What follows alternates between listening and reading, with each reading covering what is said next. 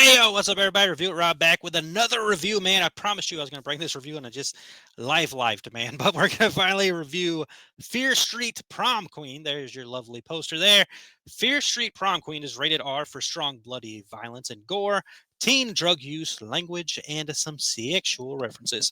This film came out earlier this year on Netflix and runs in at 1 hour, 28 minutes, so not that long of a film. Pretty breezy horror film, which it is classified as a horror movie.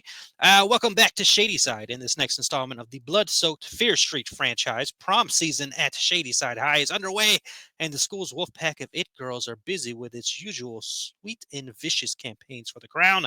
But this time, there is a gutsy outsider that is going up against them in the running. And during this, the class of '88 is suddenly in for one hell of a prom night. So that is your basic synopsis for Fear Street Prom Queen, man. And I was pretty hyped for this movie, to be honest with you. Like, I grew up with the R.L. Stein stuff. And I enjoyed those other three movies that we got a couple of years ago on on Netflix. And honestly, I watched all three of them before going into this movie as well. Get back in that vibe, get back in that shady side, and all that stuff. And going into the movie, I was fine. I saw like a lot of people didn't like this movie and didn't really enjoy it and all that stuff. But going into it, I mean, basic concept of a horror film, basic kind of concept of like a teen movie as well as slasher movie and all that stuff, prom night, prom queen kind of vibes and all that stuff, where, as I said there, the it girls are against the outcast girl and all that stuff. The outcast girl's kind of got to do what she can to be seen, to get the votes and all that stuff through this movie and all that stuff. And while that's happening, this freaking creature horror slasher comes in there and it's causing mayhem to the the people running for whatever it is. I was never part of prom, so I don't know. But the people running for prom queen and all that stuff. So basic concept, nothing that's really going to break the mold or all that stuff and all that. So just going from there, that's your basic story and all that. It's fine. Like, it's entertaining enough.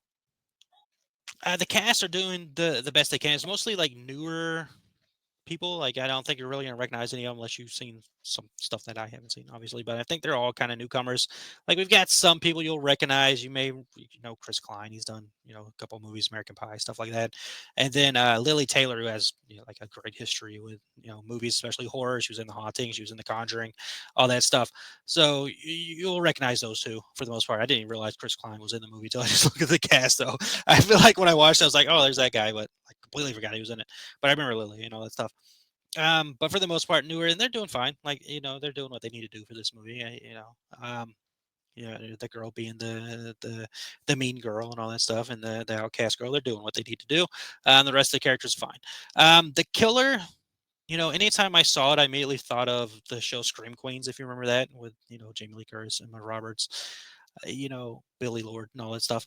Like, Abigail Breslin, just naming names. But if you haven't seen Scream Queens, go watch it. I don't know if it's streaming somewhere. It's probably somewhere. But I loved that show. Like, I had a good time with that show. And anytime I saw the killer in this movie, like, that was my first thought. Even though it's not like full on, you know, the same look. It just anytime I saw the character, like, I was like, oh, um, okay, like, yeah, okay. The kills, basic, nothing, you haven't really seen too much of before. Um, and it's like half practical, half CGI, like a lot of CGI blood in the movie, which I ran into.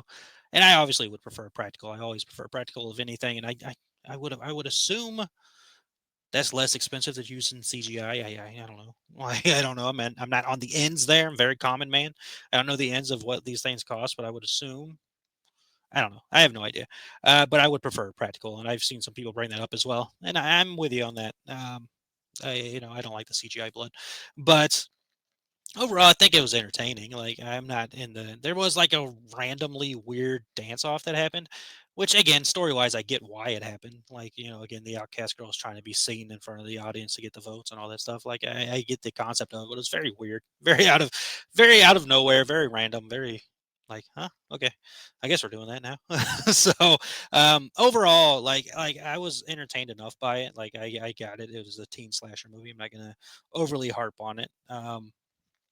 Is entertaining. Like, I know a lot of people hated it, and I guess compared to the other Fear Street movies, it doesn't fully live up. I guess I think I liked it more than 1666, but I don't like it more than the other two, the 91 and the 81. I do like that this takes place in '88. That's my year. I enjoyed that, but it's okay. It was entertaining enough, and the time comes for another Fear Street thing, I'll throw it on while doing a marathon of the others.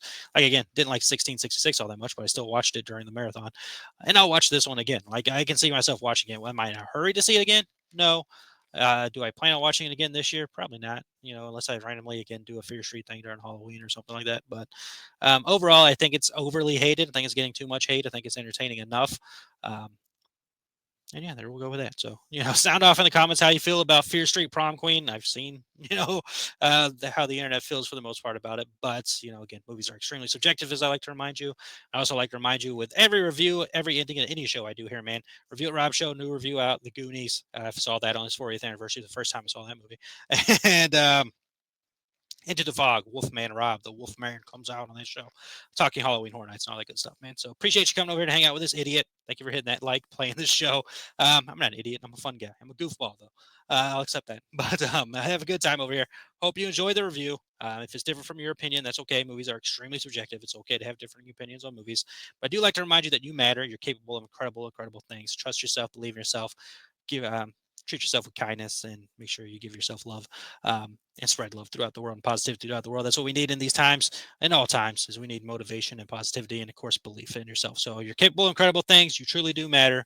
Believe in yourself, man. And as always, remember, happiness can be found even in the darkest of times if one only remembers turn on that light, man. Talk to you all next review.